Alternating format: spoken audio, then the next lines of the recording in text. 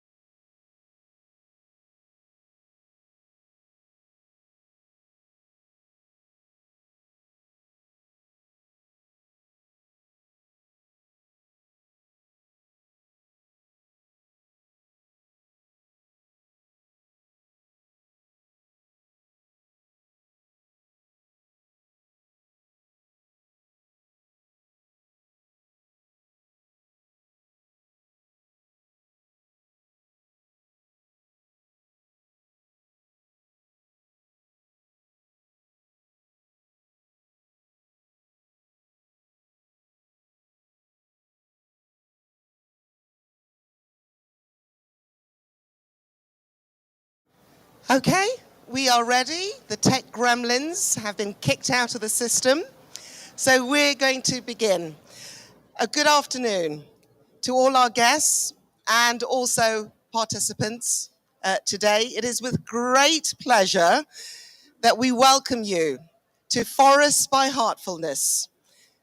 We're talking about the heartfulness way of restoring ecosystems through soil health, lake rejuvenation, and afforestation.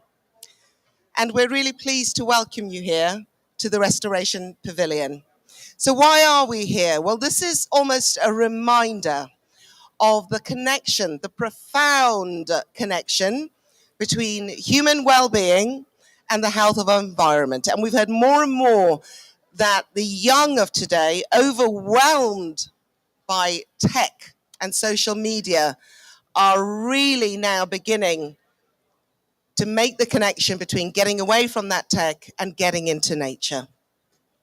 So today we aim to explore ways that this relationship will help. We're going to showcase some innovative practices which actually harmonize human activities with nature's rhythms. What a beautiful end to the day.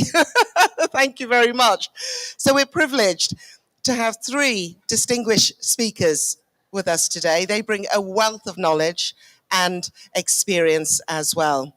So let me very quickly introduce our speakers before they take over and tell their story and share their experiences. So joining us today is Dr. Ananya S. Rao, Senior Scientist of what has been described as the mega greening initiative called Forests by Heartfulness. Dr. Ananya is also a heartfulness mediation trainer, and she has been part of the greening initiative at the Heartfulness Center since its inception.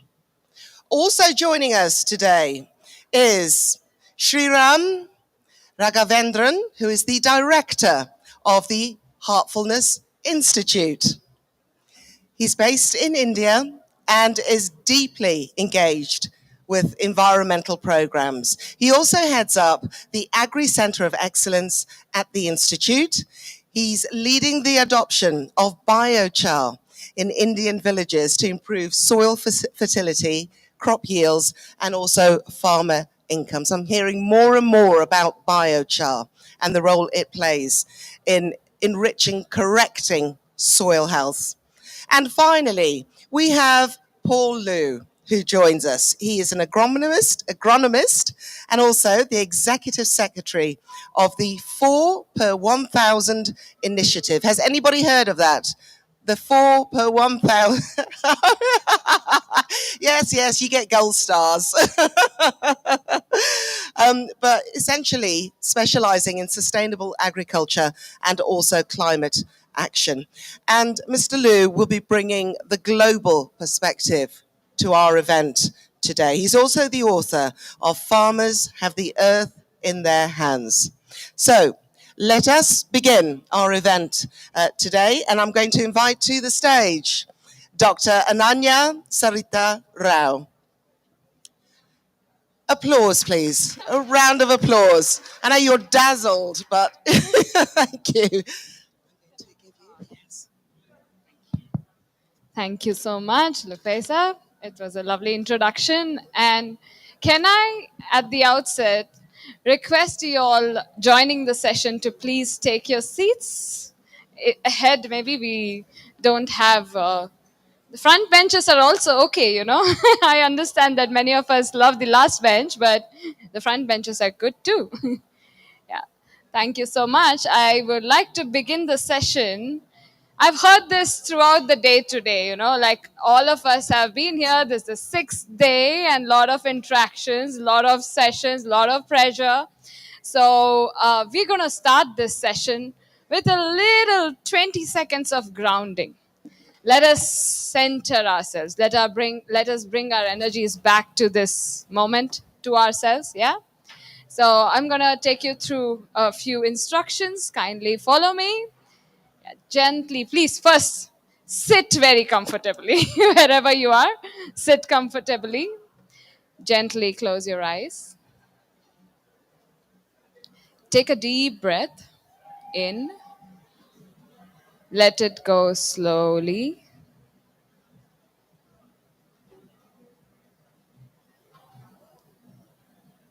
Bring your attention to your body. Give a thorough, quick scan from the top of your head to the tip of your toes. If there is any part that feels stiff, in pain, bring the healing energy from Mother Earth to that part of your body and feel the body part relax.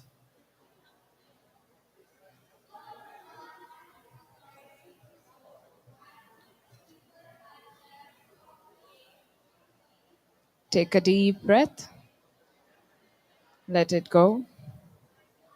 Now bring your mind to this very moment, to where you are, to my voice. Gently bring your attention to your heart that is illuminated from within. Feel the love in your heart.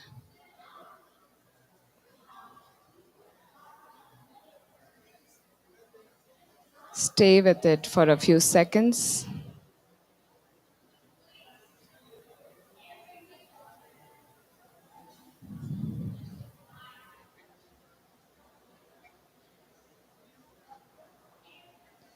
That is all.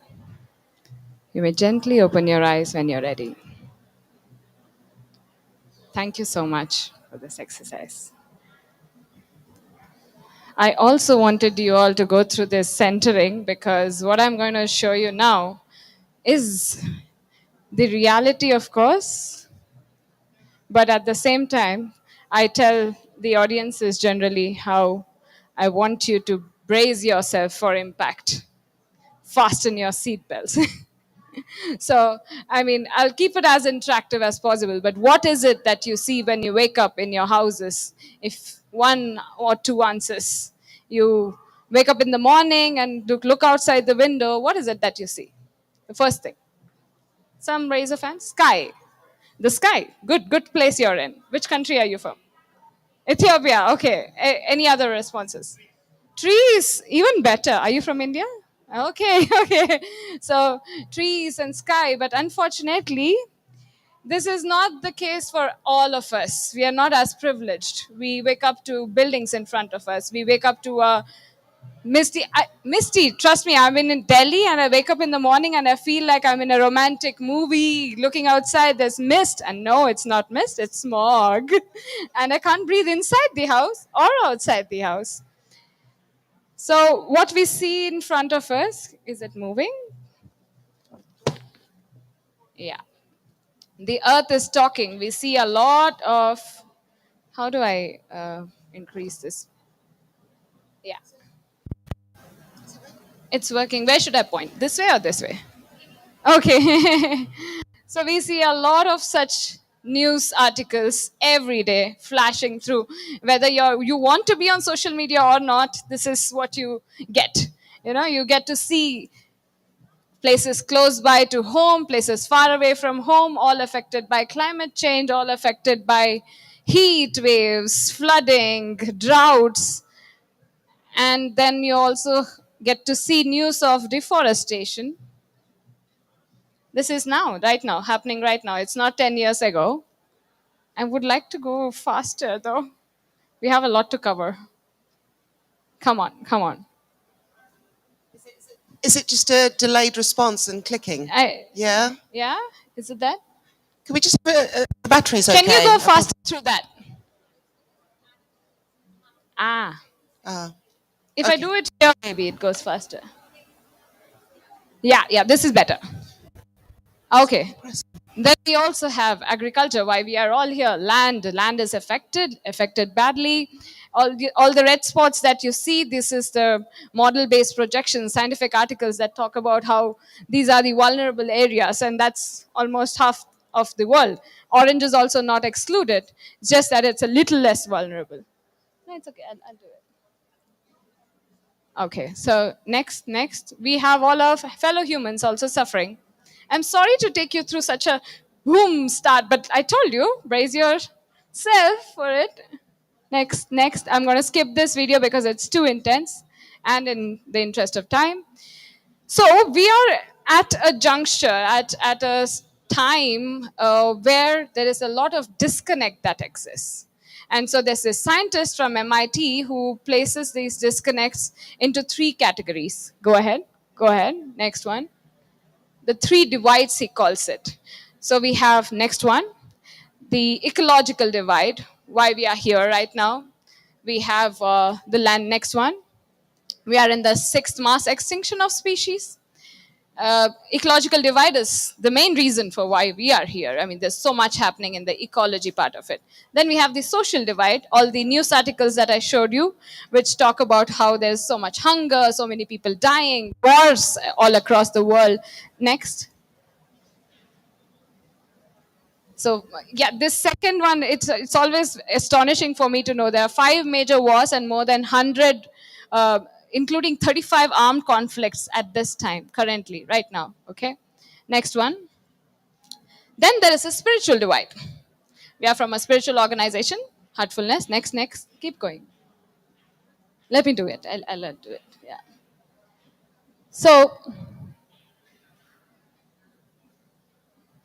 wait, where is it? Yeah. So now I would like you all, it's a small group right here.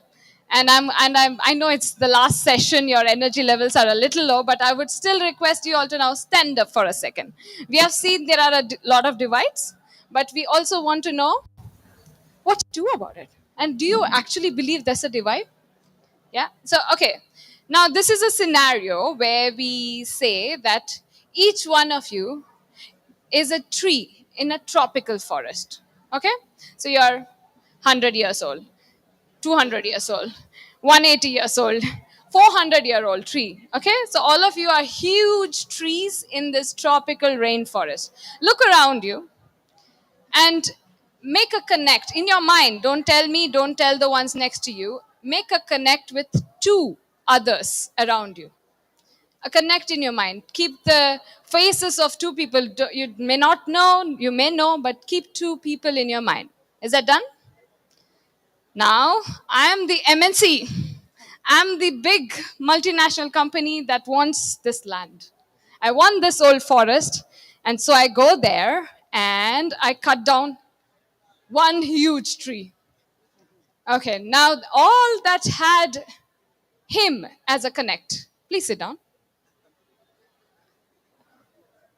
All those who had any one of them in your connect, please sit down.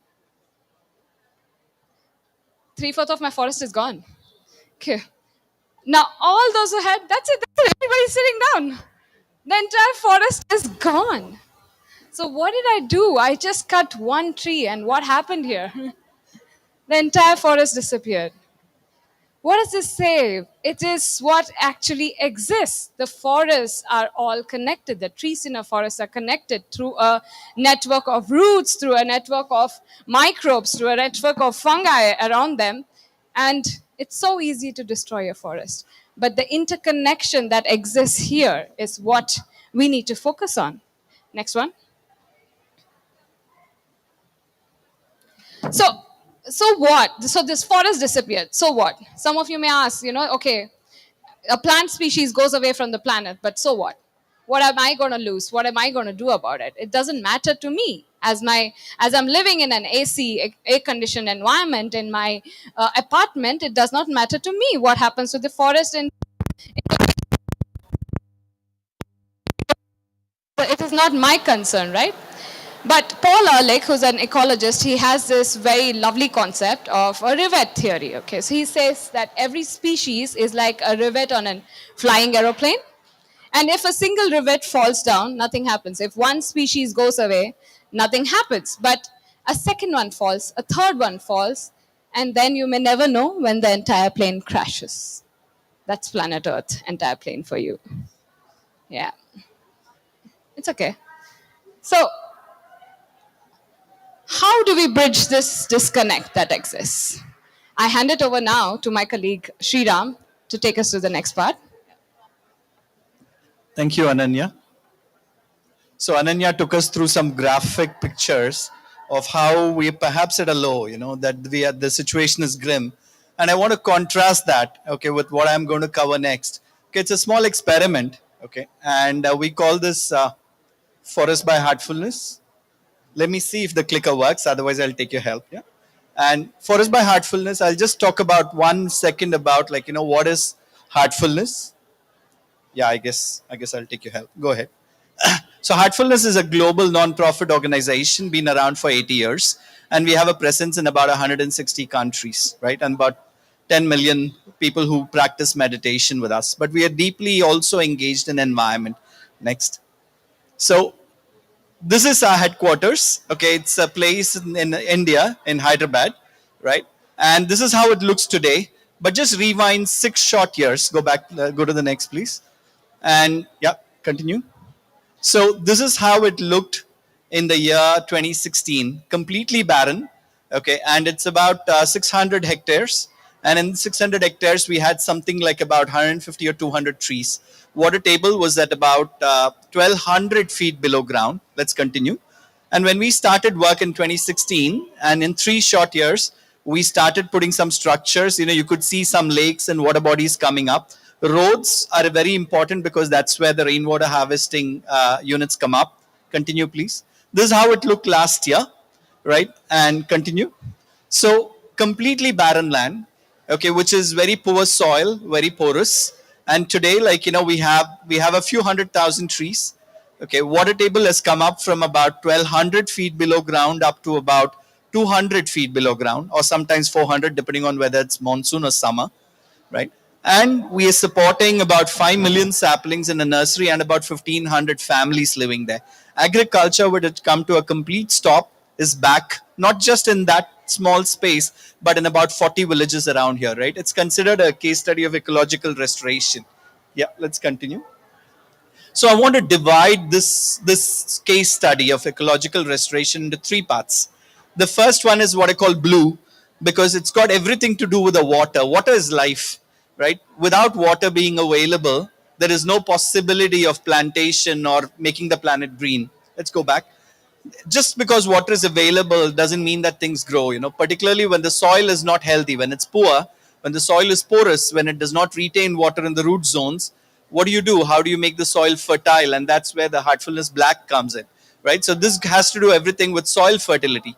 And then the third thing is in terms of what little experiment we've done here, how we've greened this place. What have we done to take it outside, okay, beyond this place? That's the green. Yeah.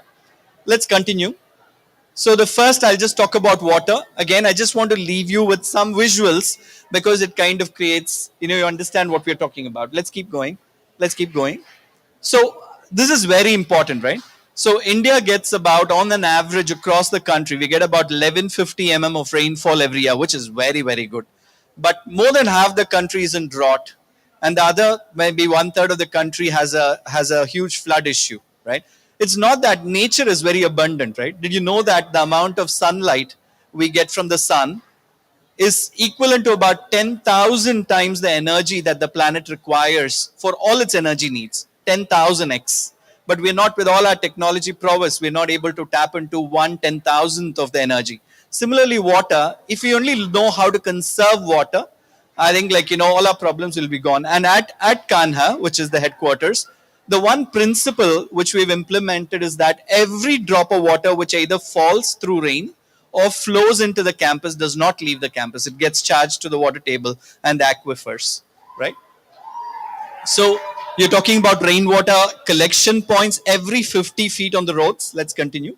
Okay, large French ducts, rainwater collection points even from softscapes, and even from the terraces, right? What you see here, this is a place where 5,000 people can stay at a time. But from the top of concrete structures, every drop of water is harvested. And even our meditation hall, this happens to be the world's largest meditation hall, about 50,000 people can sit there. But you can see the red line, right? And every drop of water that falls is actually charged into an underground unit. And if it's not able to charge into the ground, it overflows into our 8 lakes, which collectively harvest about 500,000,000 liters of water. And we've got talking about rainwater harvesting pits, about 800 of them, are around the campus. And there are ways. The problem with rainwater harvesting pits, right? We build them, but in 2 years it becomes clogged. Okay, we built mechanisms and technology by which, without having to remove it, clean it, we can, okay, by pushing water into it, clean it automatically, right? So there are stormwater drains, there are rapid percolation pits and slow percolation pit. One increases soil moisture, other one is able to push the water into the aquifers very quickly. Keep going. And the alternating of rapid and slow percolation pits, it cleans the water, okay, and it also purifies the water, filters, okay, the water before it gets charged in the ground. Stormwater drains, and you see filters everywhere and purification mechanism everywhere. Tropical trees, saving them. Keep going. And finally comes the lakes, right? So the idea is that wherever water falls, if the water can get charged right then and there, that's what we do. If it does not, on the way to the lake, we charge it. If it does not, it finally goes into the lake. And we've built 8 lakes at the lowest point, which collectively harvest about 500,000,000 liters of water. All this in about 3 to 4 years, right? This is how it looks now. Continue. Just go to the next stage. Okay. Some of this, there are floating solar panels on top of the lake, to reduce surface evaporation. Rain guns, right? There are many ways to irrigate, and we found that rain guns are a very good way, to irrigate, large scale forests, right? We've even created a rainforest there, right? I mean, anybody, can do stuff in a fertile ground where water is available, but in a place where there is no rain, okay, and the soil is poor, how do you create, a rainforest, which requires a lot of rain and very fertile soil, right? It's an experiment, and I can say that it's possibly the only rainforest in the world which is 5 years old, right? The Amazon forests are thousands of years old. Yeah. And when you have a rainforest in a small space, where you're putting thousands of species, evergreen species, what results come in is biodiversity. In a brief period of 3 or 4 years, we've increased the number of bird species sightings to about 120 from zilch, right? Continue. And we're talking about sewage water treatment, through zero energy or near zero energy, through wetlands and aerated wetlands. Continue, please. Yeah. So that's about water. Continue. So that's about water. So it just talks about, and in all our projects, I can say that the first thing that when we take up a project, right, sometimes we work very closely with the Indian government, okay, and we currently are running 38 projects for about 10,000 hectares. I'm talking about much larger projects. The first thing that we do in the first 6 months to 8 months is build water structures. No water, no life, right? And then what do you do once the water is there? I go to the second part, right, which is biochar, right? She was talking about biochar. This is such a miraculous substance, right? Nature has a way by which we can simultaneously, through one single initiative, we can improve soil fertility and we can permanently improve soil fertility, right? Imagine you put compost or fertilizer in the ground, right? And every season you got to put it, right? It's a consumable. But what about, if I can put a material in the ground which ensures that the soil becomes fertile and remains fertile for thousands of years. This knowledge is from Africa. It's thousands of years old, right? So it permanently improves soil fertility. We've run trials. There are hundreds of research papers, and we find that biochar improves yield by anywhere from 10% to 100%. It improves income. It reverses climate change. You generate very high value carbon credits, permanent carbon credits, right? And it's a rural entrepreneurship activity. So we've been doing this in all our afforestation activities for the last 3 or 4 or 5, 6 years. In the last 1 year, we've now starting to take it to agriculture, right? Just in a very, very short way, where there's a lot of farm residue that's a resultant from agriculture. But when you're able to take it and pyrolyze it instead of doing open field burning, which happens all over the world, you get what is a carbonaceous substance that's called biochar. And this biochar, I mean, there is a very low-tech way of doing it, which even farmers in Africa, in India, in China are able to do it, right? It's almost zero cost, but it takes effort. right? So you can either you adopt the low tech methods, and our idea is that this also has a place. Farmers in villages can set up their own biochar units. They can just dig a hole in the ground and do it themselves and improve the fertility of their soil permanently for their children and grandchildren. Okay, but there are also high tech ways of manufacturing biochar. Both of them generate carbon credits, and the unit economic model is slightly different in each case, right? Our intent is to work in both these areas to see, like, can we, I'm just asking a hypothetical question, is it possible that we can take a large part of the biomass that's getting generated from agriculture? Can we convert that to biochar to make the soils fertile? And instead of the farmers paying for the biochar, is it possible that I can generate carbon credits, sell the carbon credits to the voluntary carbon market, and can that help pay for the biochar cost? Right? So this is the question. This is the economic model that we're trying to crack. Right? And it's very simple. Once you have biochar, you mix it with compost, with organic fertilizers, you put it in the soil. Okay, run the trials. Next. What does it do, biochar? It absorbs water. It's like a physical property, physics. It absorbs water, absorbs nutrients, and when there's no water in the soil, slowly starts giving it back. Right? It improves soil moisture. When the soil moisture is good, like, it means that it penetrates deeper. All your trees and plants and roots penetrate deeper into the soil. We find that the plant is thicker, it's taller, it's healthier, less pest attacks, and more yield, right? Where do you get a solution, one single low-tech solution, right, which can solve 6 of your problems, right? That's what biochar does. And if you put it in the soil, it remains there for thousands of years. So it is a carbon positive activity. In fact, the Intergovernmental Panel on Climate Change says that this is one way to really reverse climate change in a significant manner. You can see for yourself, like, on the left is obviously the plant without biochar, and you see plants with biochar, right? And we've run our own trials, and it's extremely encouraging, right? In the crops that we're running, we're getting anywhere from 10 to 100% difference, right? So that is like, the two parts, the water and the soil, which are foundational. Then comes, like, the greening activity, right? I'll bring Ananya back for a few minutes. Thank you, Sriram. So the green part of it. Okay, now the soil is taken care of. There's enough water. Then comes the greening. We bring the green. Next, please. So I thought I'll just take a moment of break. Yeah, next, please. So we all know this is an Asian elephant, right? We all have heard of animals on the verge of extinction. Have you? Have you all? Yeah, yeah. Next. Tiger on the verge of extinction. Next, Asiatic lion, endangered, critically endangered. Next, critically endangered ape, which looks like a lion, mane of a lion. Looks like me in the morning. No, no. No, it's beautiful too. Yeah. So next one. Next, keep going. This is the only ape found in India, by the way, critically endangered. Forests are going. So there's a lot of focus on animals on the verge of extinction. But how many of you here know that plants are also going extinct? One plant species that's on the verge of extinction. Can you name? I saw a hand go up. The rosewood.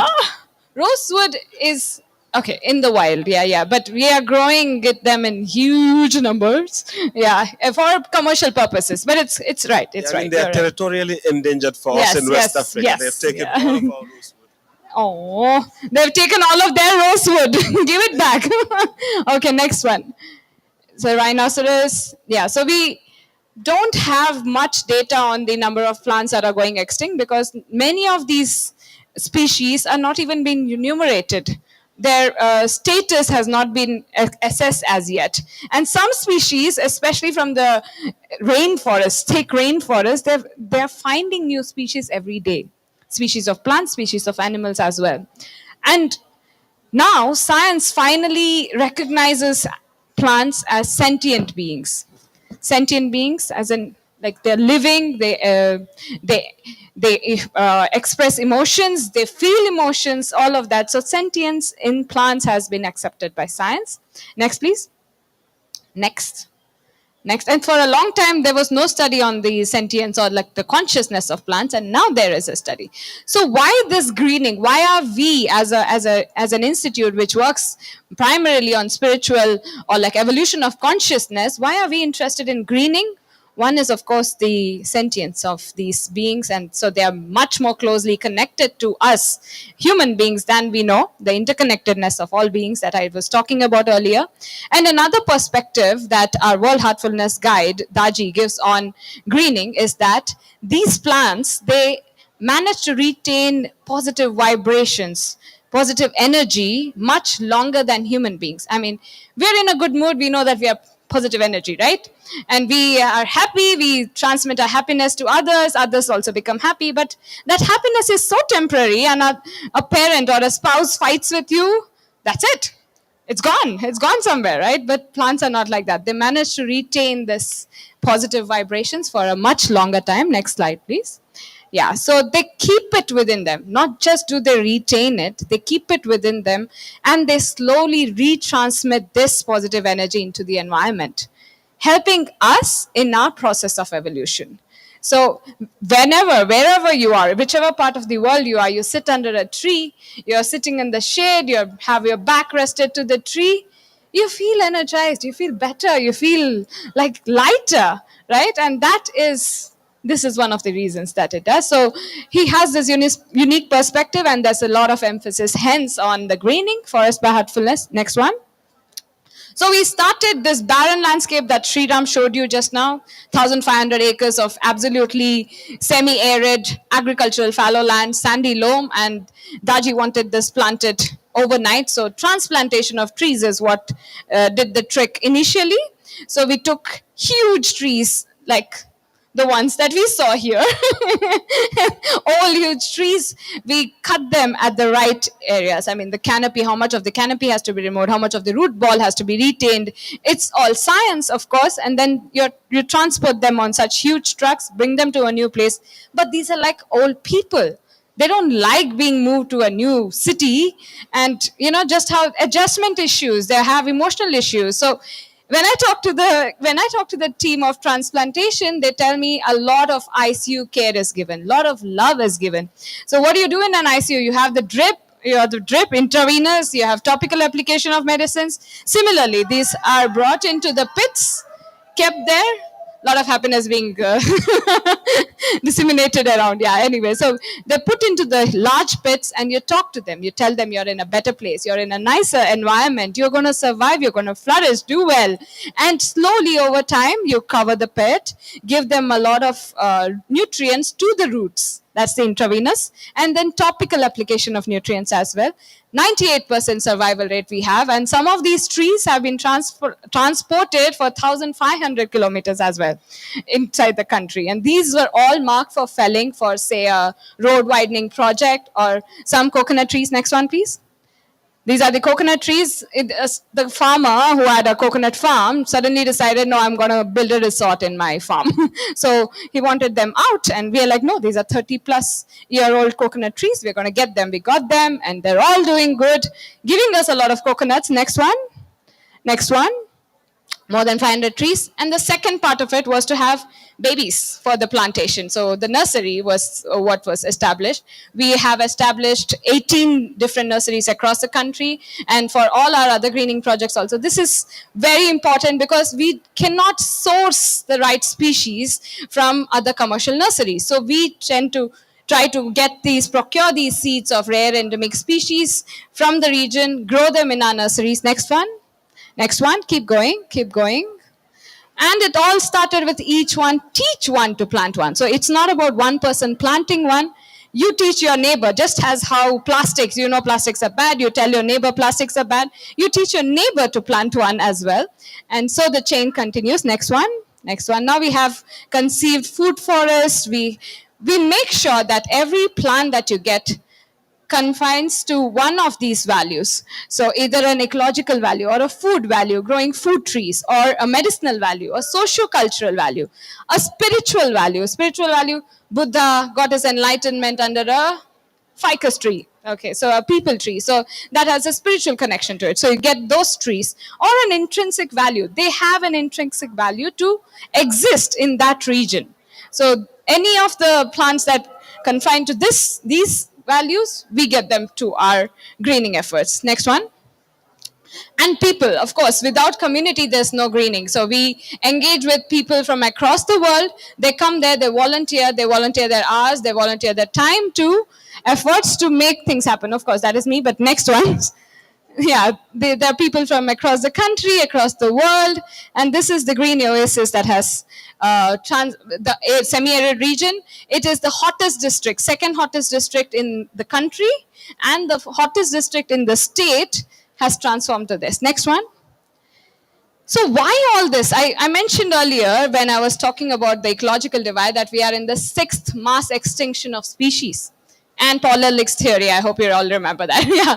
So what that means is that we are losing a lot of these species. 71 of these, this particular maduka, there's a maduka, all maduka trees have beautiful flowers, which are edible, which they make wine out of, alcohol out of, yeah, and also only 71 remaining on the face of the planet. We have managed to get them here. Next one. This one, only 25. This is a VVIP tree. It's a plum from India, South India, found only in the Kerala region. I know there are a lot of Keralites around. So this is from just that small, tiny area and nowhere else on the planet. Only 25 remaining. I'll come back to this because there's a happy story that I need to share. Next one. This is where you get your incense sticks from. Agarbatti is from the agar tree, critically endangered again. Next one. And all these, we managed to get them there, grow them. And finally, Daji says we need to have rainforest species in a semi-arid region where there is sunlight reaching every part of the ground, and rainforest species don't see sunlight. Some of them don't see sunlight all through their lives. But we did manage to grow rainforest species. Next one. Next one. This is one of the rainforest, states of rainforest that he was mentioning. Small rainforest, but they are doing well. A success of an ecosystem is assessed by their reproduction. So they are flowering, fruiting, and reproducing by themselves. So they are successful, and also, of course, how much biodiversity they attract. And as Sriram had mentioned already, we have lots of birds that are coming over. Next one. And hence, we have managed to conserve all these critically endangered species. Kanha Shantivanam, our 1,500 acre pilot project, has managed to become a ex situ conservation center for rare, endangered, critically endangered, threatened species, IUCN red listed species. Next one, from the rainforest as well as the dry deciduous forests of India and elsewhere. Next one, cinnamon, that's one of the cinnamon, that's another berry. Next one, cinnamon is not endangered, by the way. Next one. So this is how it looks like now. Yeah, I'll skip this.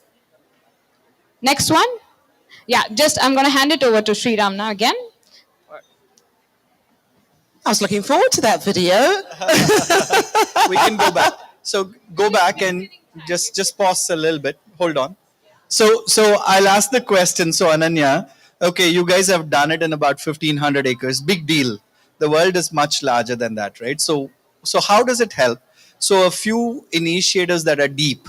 You worked on soil, you worked on water. Okay, you worked on critically endangered species. You have a nursery. You build a rainforest. So what? Okay, how does it scale, right? So I'm here for the next 5 minutes to talk about how we scale, right? What started as an experiment 8 years back, okay, as a project in one single place, in the last 3 years, just 3 years, right?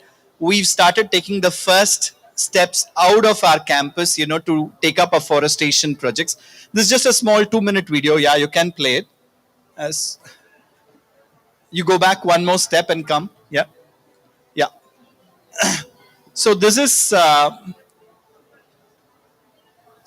the first invitation we got for a very small 30-acre land. It's a small hillock. It's completely barren. Okay, in the heart of Madhya Pradesh. Okay, in India, and it was on there is a police battalion there, and they said that they've tried to afforest this 3 times. Nothing worked. Twice by the forest department, once more, and absolutely not even one sapling survived. So we said, why don't we take it up? Daji said, okay, let's try this, right? Because we've worked on barren lands, right? In 6 months, what we could do is almost 100 plus species, and all these are very, very native and local to that particular region. We brought in saplings from our main nursery, okay, because this is the very first step, right? We brought in, we planted, we worked with the help of the community, okay, we trained them, And again, where do we start? We started with the water. So why is it that nobody was able to succeed? No water, rocky terrain, very high temperature and heat. And how do you do aftercare? How do you irrigate, right? So the first thing is to dig ponds. And whenever it's a hill, there are drain lines, and when the water flows down, it naturally fills it. Okay, we dug a couple of bore wells to start with, filled it. Now, how do you take that water up the hill for irrigation, right? We use solar power and we use rain guns. Okay, and the rain gun, like, when you put it on the top of a hill, it's really beautiful because it completely irrigates the sides and water flows down. It's the cheapest and the most efficient way of irrigation. Then we work with the local community, bringing them in for plantation. And this is the chief minister of Madhya Pradesh, okay, that state. He's now the agricultural minister of India. And he was the one who invited, and he was so happy with the work that the next project that we got was about 2,000 acres, completely bald. Okay, completely. You can go forward now, right? So completely bald. Okay, I would be maybe like saying that right now when we started it looked like my head, and Paul, no, it's not going towards Paul's head but perhaps Ananya's head, right? So that's the progression we're trying to make. You see that like in December 2022, that's how it was, completely bald mountains. And this is after 1 year, 1.5 years, right? Go forward. So this is a Google Earth video from December 2022, just 2 years back, right? Because we started the project in April of 2023. You see that there are two hills. It's about 888 hectares, still very small in the world, right? But it's one big step forward for us. Okay, completely barren, and there are probably less than 5% vegetation, right? And the closest city or village or habitation is about like 2 or 2.5 hours away, right? Taking up such land, go to the next. This is 1.5 years later, right? So the first thing we've done is to create those water bodies, right? And water flows down the hill, but if you don't do anything about it, it flows out. The idea is, how do you make water which runs slow down and crawl? How do you stop the water that crawls, right? And we've created about 36 check dams. Continue. Okay, and these check dams today harvest about 290 million liters of water. This is in the first year. By the time we are done with 5 years of the project, we are looking to plant about close to 1 million trees and harvest about 2 billion liters of water, right? And you see all these check dams, like, are all interconnected, right? So water first, soil, plantation. The sequence is very important, right? Keep going. This is how it looked, and 4 months later it looked like this. Because once you do the topology study and you build the check dams at the right place, you see this. It's important, right? Water gets captured there. Once it's full, it flows to the next level and the next level and the next level and so on. And this is how water structures were built. And you look at the landscape. This is one small parcel. It's just about like 300 acres out of the 2,000, right? But we work with the local 14 tribal villages. Forest department is involved. We're training them, and they're doing the work for us under our guidance. All community participation. Yeah, continue. So Ananya talked about some of the deep capabilities that we've developed. So today we're running about 38 projects, about 10,000 hectares. Now we're talking to the Indian government, to the Ministry of Mining, to the other ministries, where we could take up projects like, probably 100,000 hectares, 50,000 hectares, right? So we're seeing like, once we have deep roots like a plant, once you have all the capabilities, our ability to scale, like, becomes like the magnitude is significant. So just some capabilities, some of which Ananya touched very nicely, but a couple of others. Building water parks, sewage treatment, okay, with almost zero energy, rain guns, and particularly in hill restoration, like, this works beautifully. One rain gun can irrigate close to about 1 acre of land. Large nurseries, okay, which actually curate and grow the local and endemic species of India. She talked about rainforest species, building rainforest in absolutely barren land. We're now building a rainforest in a school in Delhi, right? And imagine a school like, where children learn about the species, right? And it also becomes a biodiversity hotspot with about 300 different types of trees. Every tree is connected with a species in nature. We talked about translocation. Yeah, keep going. Tissue culture, okay, which works on critically endangered species. We work in hydroponics. We also work on something called microgreens, right, which provides nutrients for children in school, bringing them back to school. Yeah. So that's really what we're doing. Okay, those are the other capabilities. Today, 2 of the 35 state governments in India are working deeply with us. Okay, what started as that small 30-acre project has expanded to 10 projects in Madhya Pradesh. It's expanded to about 8 or 10 projects in Gujarat, the 2 states, right? And so this is what we do. First, water, we enrich the soil, plant the right trees, community participation, and aftercare, right? The template is important, right? Once you get it right, you can scale very quickly. Yeah. So this is where we are today. And we pride ourselves not in planting saplings, right? Nothing comes from planting saplings, but the survival rate. Okay, when we do afforestation, we guarantee a minimum of 80 to 85%. We grow a local nursery, and if some plant dies, they will put it back in the soil, right? So that's what, you need a 100% hit rate.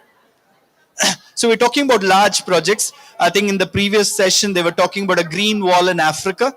Okay, Modi ji in India is talking about a green wall, okay, which will run perhaps about 10 million hectares across 750 kilometers.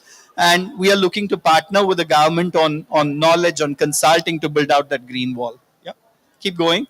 How do we do this? We work with corporates, okay, for funding. India is the only country in the world where corporates are required to provide 2% of their profits towards corporate social responsibility, right? So we work with the corporates, we work with all the leading institutions, next, and we work with the government itself, the next.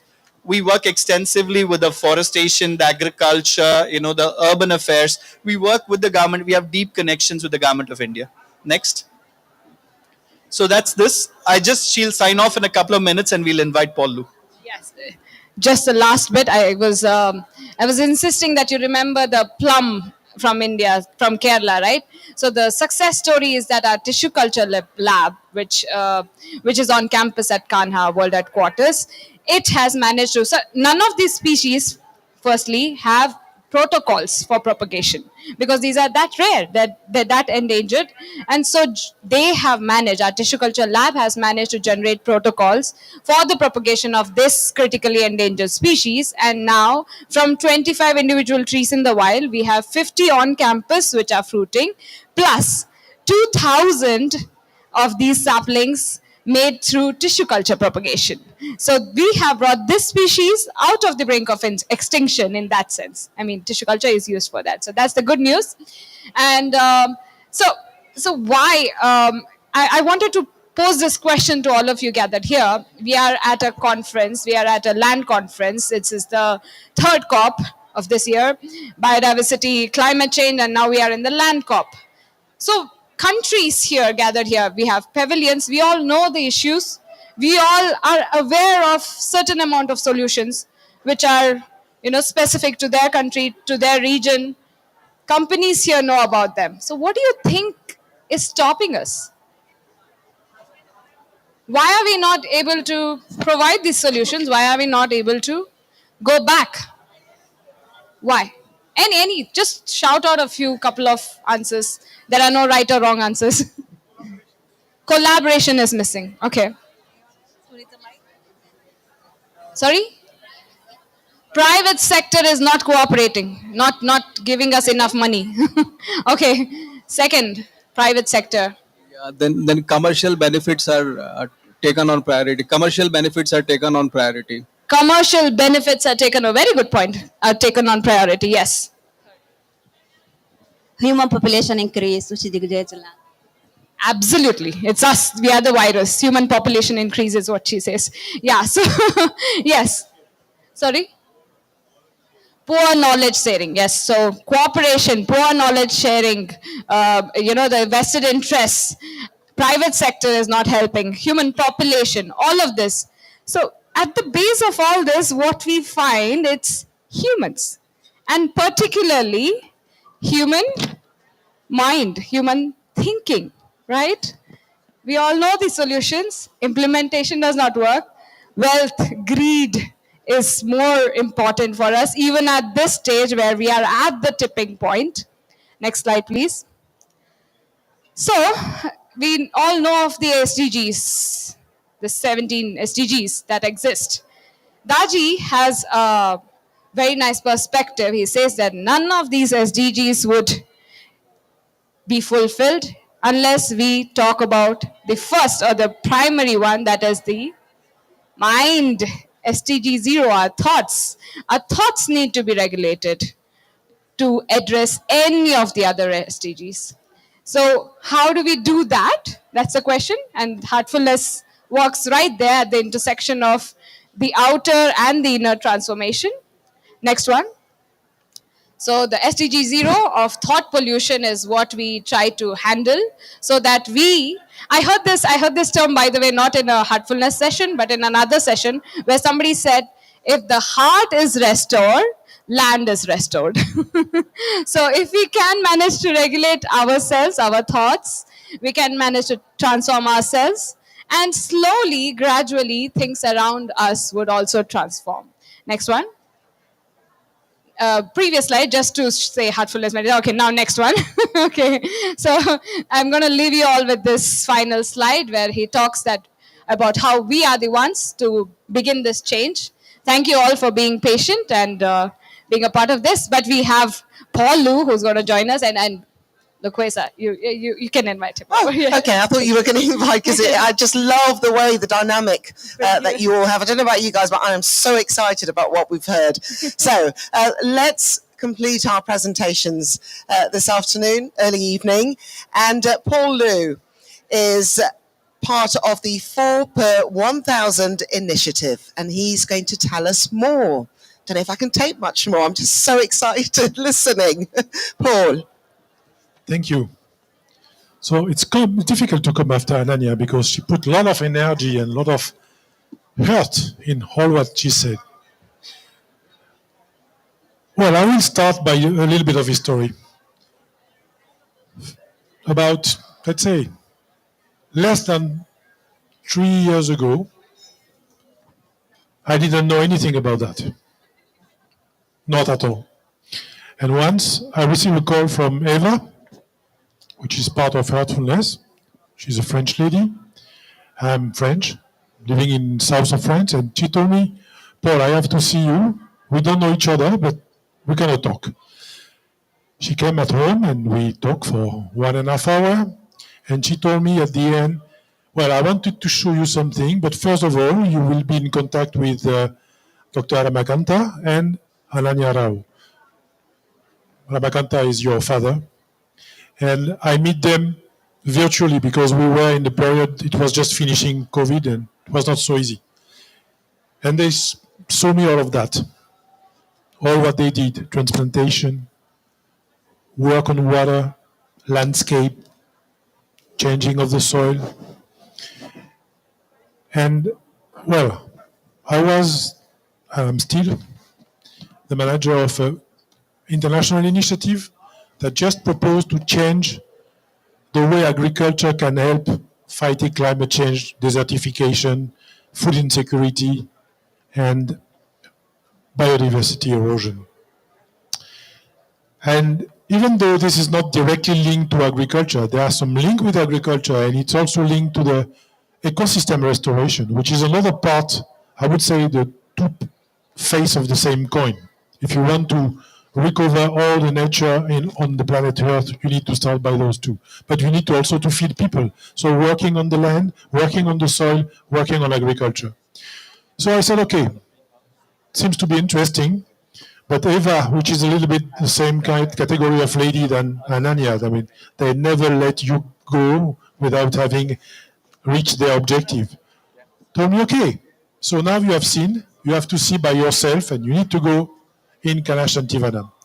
Okay, I look at my diary and find 1 week and I go there. I went there in September 2022, 2 years ago. And then I arrived there and I saw all of that, how they transform desert in paradise. I said, okay, it's very interesting. How did you do that? I met Daji and he explained to me, well, I proposed that and that. Ramakanta make me a large tour. I visited everything. All I wanted to know, I know. And I said, okay, you have a recipe book and we can apply that somewhere else. And it was not so easy. At that time, there were not so many recorded, a lot of picture, a lot of movie, but not so many writing. So we decided to collaborate, and I sent a student to Kalash. This poor guy spent 5 months of his life there, and he collected a lot of data, and he wrote a report. That was the first element. And then we decided also that we need to bring more and more people there. I mean, Ghana already welcomed thousands of people, but most of them are Indian, or I would say a little bit illuminated people from all over the world. But the common people didn't know that. And so we organized a regional conference for Asia and the Pacific of the 4 Pavilion network in Ghana. And we bring some scientists, we bring some farmers from Asia and the Pacific. We had few ministers, and all those people stay 3 days there at least and discover all that, discuss agriculture, future, soil, and so on. And so they start thinking about what it could be in the future. So, and we also collaborate. We wrote a book, and it was said gently by the moderator, Farmers of the Earth in the Hand, and it was existing in English, and Daji made a preface for this book and published the book in India for the people to be accessible. Right, that was the beginning of the collaboration, and then you can first question your mind, well, this guy is explaining to us it was very well welcome there and so on. What is the relation with the 4 Pavilion Initiative? So the 4 Pavilion Initiative, few words about it. It's an initiative was born in Paris at COP21, COP climate change. That means 9 years ago. Next year it will be 10 years. And the purpose of this initiative was just to say, okay, come on. It's a theoretical calculation. By which percentage should we increase the quantity of carbon in the soil of the planet every year if we want to theoretically compensate all the carbon that we release in the atmosphere every year? And the answer is 0.4%. 0.4%. First thing, when you see that figure is a little bit like Barack Obama. Oh, yes, we can. Easy. We can do that. Well, every year, everywhere. Just come back to what he explained about how many acres and hectares, and slowly by slowly. It's not big pieces, but, well, it will come together to be a big new picture of the world. So this simple idea seems to be very attractive. And then came the next question, how? The how is, and this is a very interesting point, is that we all need to eat at least twice a day. Unfortunately, some people on Earth are eating only once a day, and maybe some not. It means that food, agriculture, is very essential for us. If you make the link between the food, agriculture, and the soil, then, and the carbon, of course, then you have your relation, using agriculture to change the world. The problem is that since the Green Revolution, we start also in India, by the way. Sometimes you are doing good things and sometimes not so good things, but it was not your fault. So, let's say about 70 years ago, we started the Green Revolution, and we decided that we will produce food out of soil, but in fact without soil. Because we decided the soil will be dirt, I mean, kind of support, inert support, and we just have to bring mineral fertilizer, water, chemical, mechanization, improved seeds, and then it will go.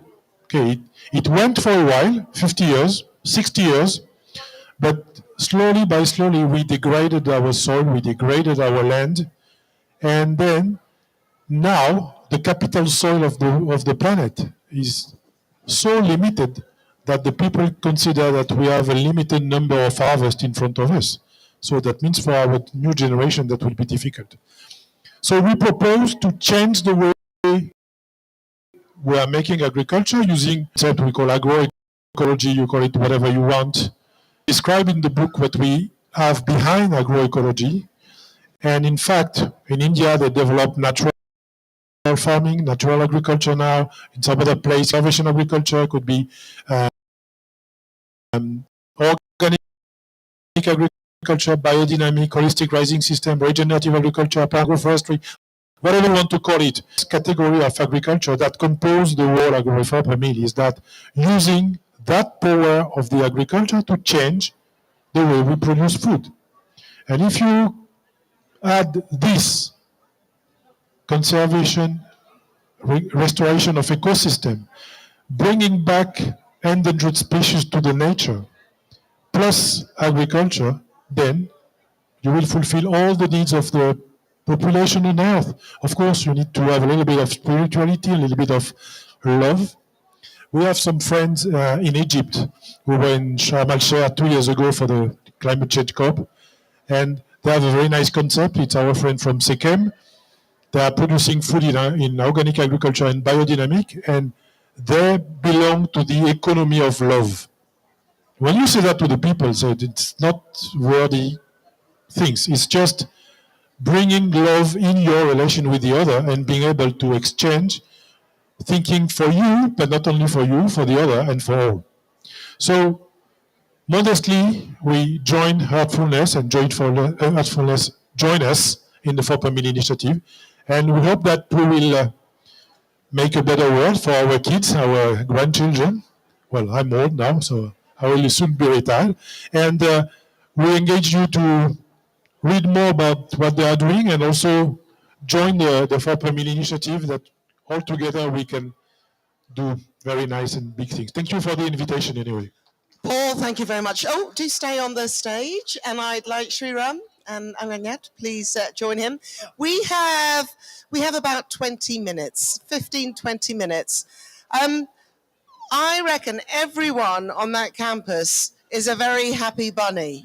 Because I was watching that, I was thinking, oh, what a workplace. I'm jealous. I know you're traveling back tomorrow, is it? I'd like to come with you. Please do. Is that Please do. okay? We'll take you there. I really would love to come with you.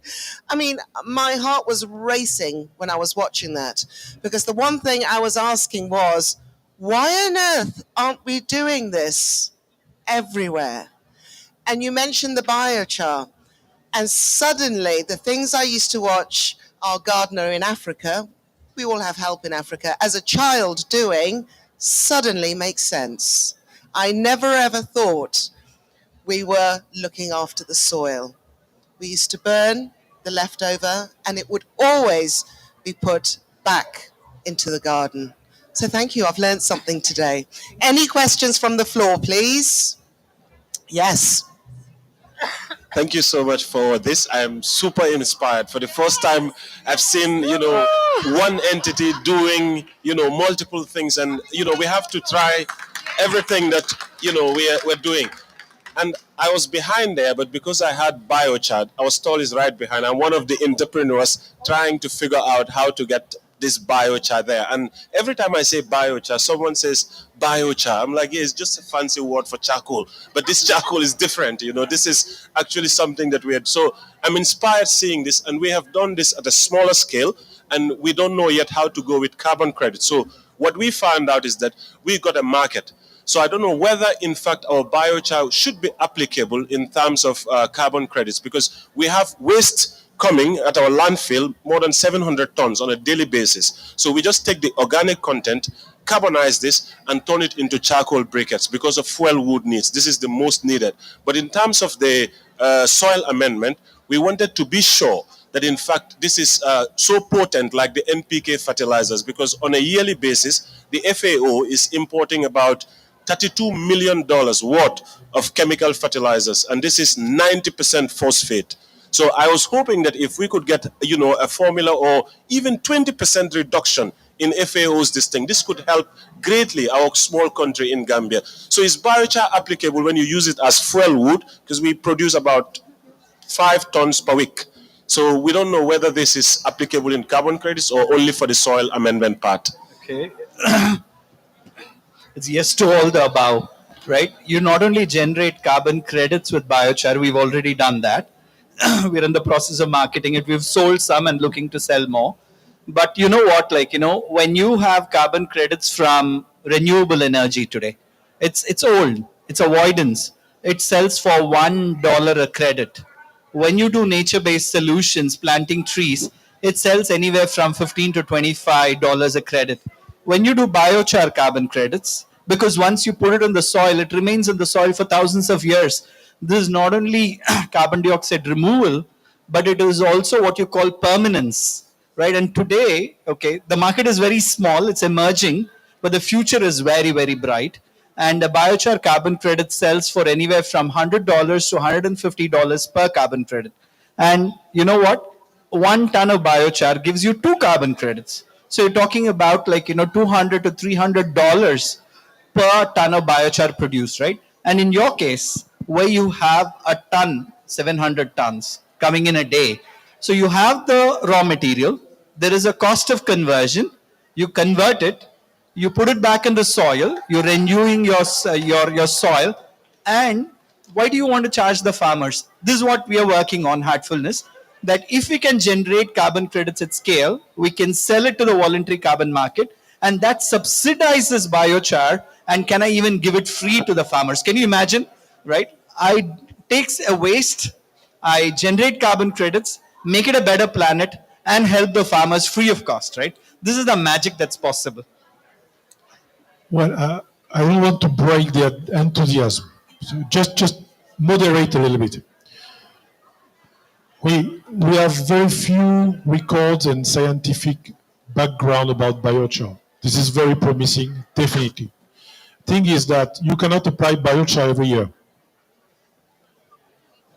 So you have to apply once, and as it was said, you can store carbon for century, no problem with that. But you will have to find another place to put your biochar next year. You see? You cannot put on the same spot. So of course you will improve soil a little bit away from the first place, but you need to have enough space for that.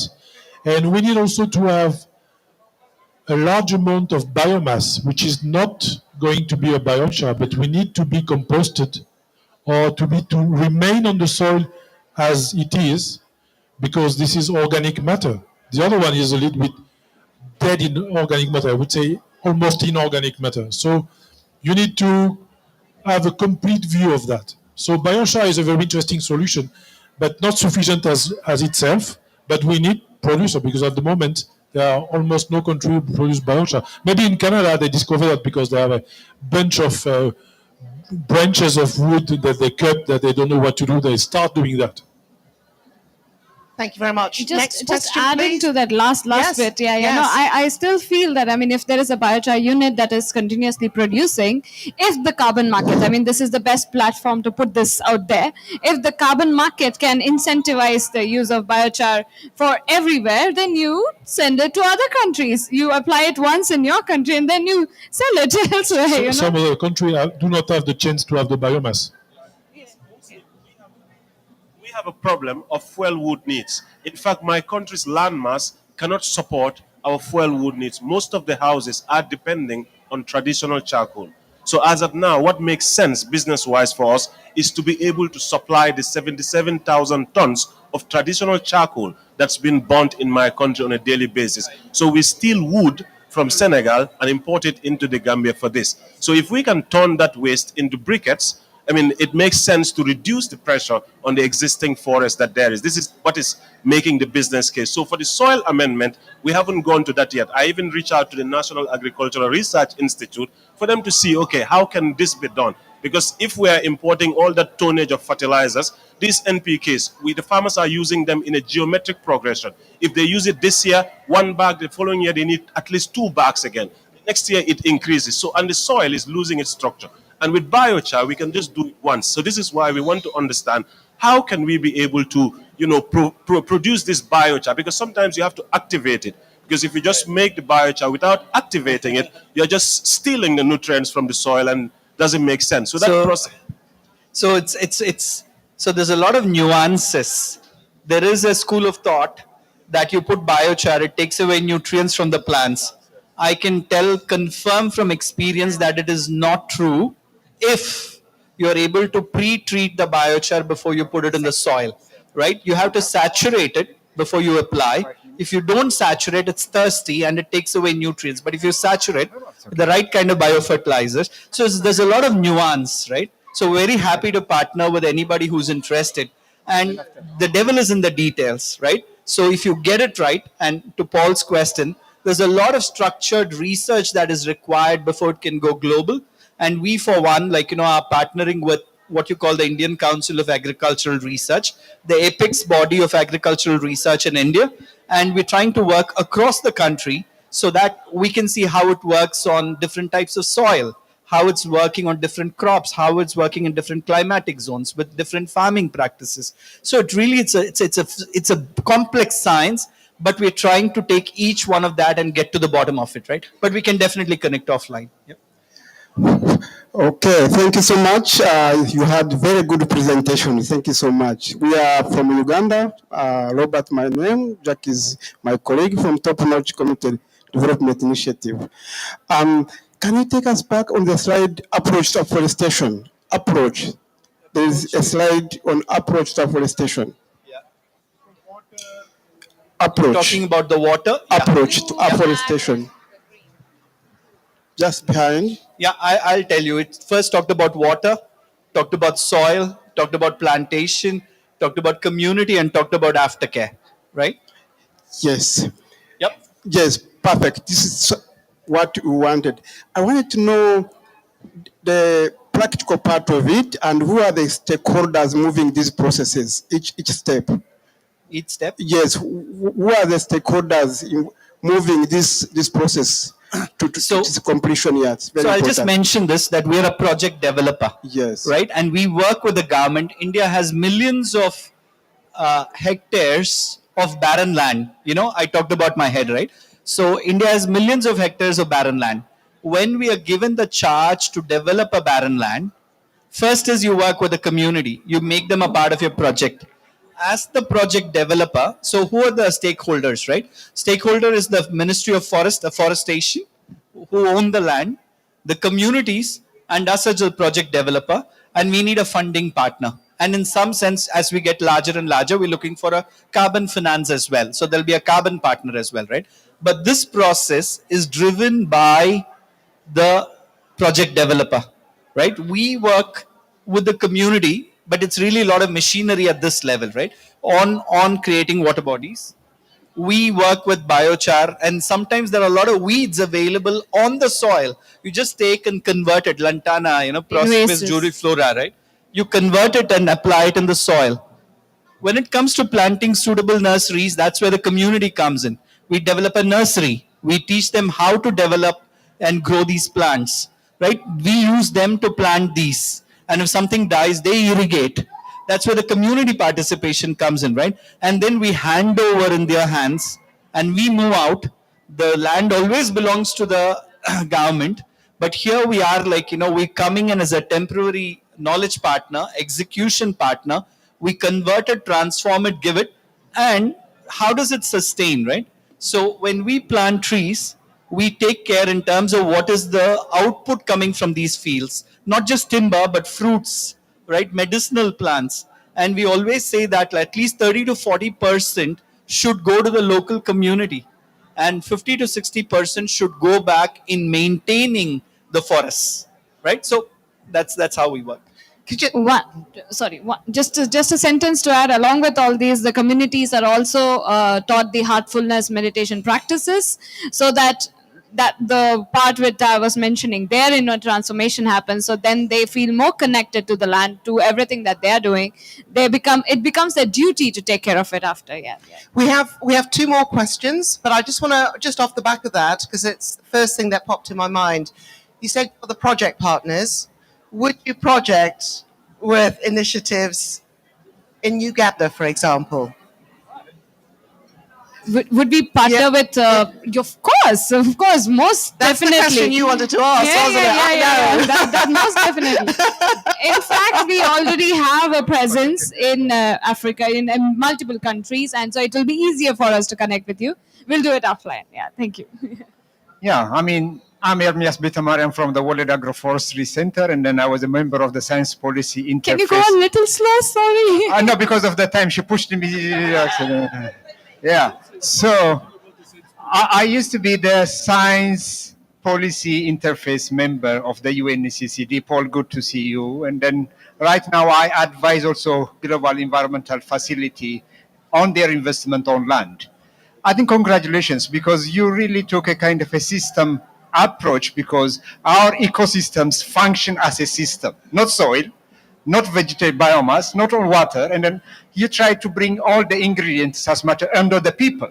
So I was so happy to see a system, functioning system, like the way our, respiratory system or digestive system. We need all the organs to be like a human. If I have a very good digestive system and then I have a completely bad breathing, respiratory system, I may not function properly. So that kind of functional system is really as a concept by its own. And then the portfolio, the way you put it, is so beautiful. And then I love it. Congratulations, honestly. Thank you so much.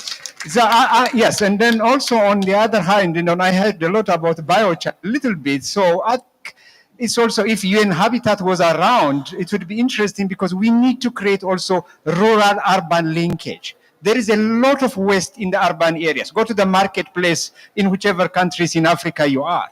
A lot of waste could also be converted into opportunities and could go back to, because the rural area is feeding the urban area, and there is a lot of waste on the other side. If we could challenge you how to bring back and then pay that would be a challenge for you guys. Thanks. I will just say this. Paul first heard about our story. He came and saw it and experienced it, right? Because that's the real thing. So we could do stuff with other countries, right? But we're working with Madagascar, we're working with Fiji, we're working with Ghana. Okay, so my ask would be, first, we warmly invite everyone to come visit and experience. She's Tomorrow. She's first, but anyone can come after her. Okay? And please come, stay for a week, experience, and we will see in terms of how we work together. And Also also stay. UNDP, UN Habitat, all of them. Hear him. Gentleman in the blue suit, I think that might be unfortunately, our last contribution. Thank you. Thank you. Then I'd better make it a tough question for them. Hi, I'm Raja. From UN. Yes, thank you. Raja Gundu, I'm with the Resident Coordinator's Office in Tehran. So I was wondering, there's a lot of work going on with carbon capture and storage. So I presume atmospheric carbon, when captured, cannot be converted to biochar. Can it? It can't. That is not. In our case, the plants capture the atmospheric carbon. It's not DAC, it's not right? And we just ensure that doesn't go back, but goes into the soil. Sure, fair enough. So, I was wondering about actually the climatic zones in which these techniques are impactful. Certainly, I've seen firsthand Afghanistan and Iran. There's it's a particular topography which has been completely denuded, and tree cover is extremely low, and so when it snows, in fact, you see increasing cases of avalanches.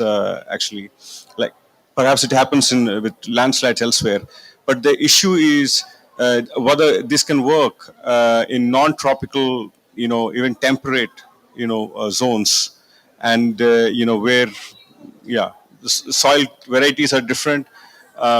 Maybe a rain gun, up at higher altitudes. I don't know how that works. So yes, would love to hear. Thank you. That's what I said. We have not a lot of scientific background on that, but there are also experience in Europe or in the States or in Canada. I was mentioning before, and it works. So it's just, the only thing is that whenever we will have saturated all the soil of the planet with biochar, what else could we do? That's the thing. But you can also enter in a virtuous circle. You are using biochar first, then you will saturate them. I mean, there is a free of charge fertilizer that we are all producing.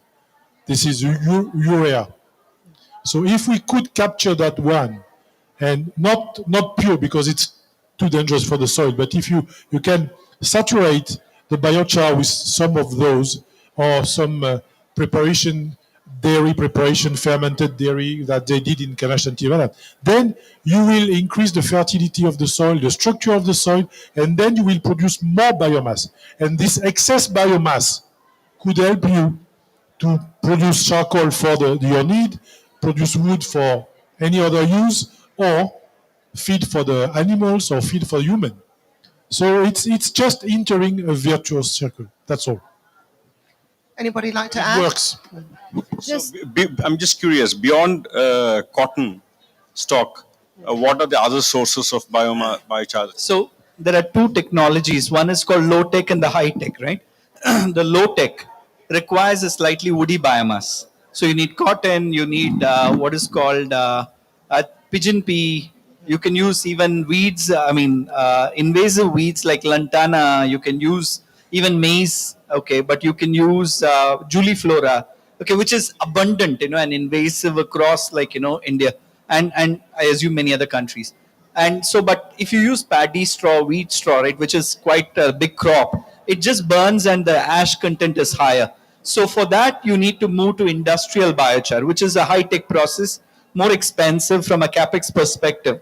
But in the unit economic model, okay, it might definitely be very interesting to explore because that can take in even a leaf, okay, and convert it into biochar, right? So, yeah, but you can use it across many places, right? And yeah. Okay. I heard that in Saudi Arabia they're using poultry dung to make biochar, so you can make out of anything. Yes, sorry. Biological. Just adding to it, I was walking around and the Saudi Green Initiative has a biochar from Conocarpus, which is a very Damas tree. It's terrible for the especially urban areas because it penetrates into the water system and pollutes the water and stuff like that. So Conocarpus, other materials, all of them can be made into biochar. Just to go back to your first question, I think it's more about the carbon content increase. That's about it. You're focusing on the carbon content increase in whichever way. Biochar is one of the means. Activated biochar with in India we do it with activation is done with what he was mentioning was cow urine, buttermilk, jaggeries, bacterial culture. All of it is put into the biochar is put into this solution, very stinky solution, but it's the best. It's magic potion for the soil and for the plants. So that's what is the activation that is done in India, but that can be altered everywhere. Like Paul mentioned, it's just about contextualizing the same, but the carbon content is the focus. Yeah. A couple of observations. It does make you wonder with new housing and residential developments why this isn't put in place. There are so many other sustainable techniques that are included, energy, high efficiency, water retention. So there's something to think about, the harnessing of, like you said, urea and adding that to biochar. Do you have any more room on your campus? You have so many trees. I'm just wondering. There's room for you. You should come. I'm coming. And my final question is, why a water gun and not irrigation pipes? So we've tried various things, and what came out is, imagine a place that's 100 kilometers from anywhere, right? And it's a mountainous terrain, right? You put in a drip irrigation, a line gets split. Who's there to maintain it, right? And the amount of we found that what you use in a drip, the amount of water you use, whereas when you broadcast it from the air, 25 feet, 50 feet high, it's able to reach almost 35 meters. So imagine a circle with a radius of 35 meters, and it's like rain. We're simulating rain. When water flows down a hill, it flows down. If there's excess water, it continues to flow. And we found that the water, though the capex is slightly higher, it's more long lasting.